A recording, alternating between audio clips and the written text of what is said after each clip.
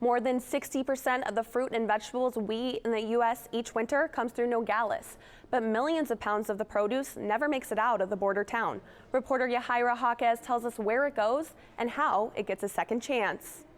Once each month, Loomis Nunez makes her way across the border from her home in Nogales, Mexico, to the Borderlands food bank in Nogales, Arizona. It's $3 for a kilo of tomatoes in Mexico. Here I pay $3 for an entire cart. The produce deal, as she calls it, doesn't come easy, nor without risk. Today it took about an hour to get here. Then going back customs could take it all away. What we do is we rescue fresh produce. Each season, Borderlands save up to 40 million pounds of fruits and vegetables from going to waste. It could be that it has some scarring or the stem is off the tomato. So what we've been doing for 21 years is educating the produce industry not to dump it, but to call us first. It's able to save the produce because of its proximity to the produce industry and a port of entry where billions of pounds of produce come to the United States. About 1,400 trucks carrying mostly produce go through the Nogales Mariposa port of entry behind me on a given day. But millions of pounds of that produce won't make it to our dinner tables. In fact, it stops right here.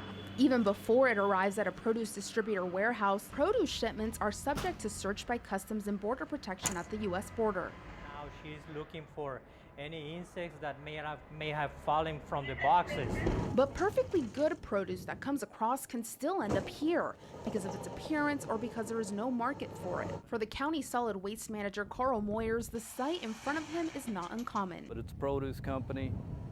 For some reason, they have to dispose of that produce, so it comes out here and is buried into the landfill. That produce could be perfectly edible, but even food banks can reject it if they're at capacity. Last year, I think I took 30 million pounds. So you still have quite a bit left over that was dumped. Tomatoes can still be seen scattered in the landfill, but there is progress. Moyer says produce accounts for just 3% of landfill disposals this season, down from 13% just 1 year ago. Maybe we can divert this material to a more beneficial, sustainable use than putting it into a landfill like we've historically done. Sustainable practices that translate into daily survival for people like Lourdes.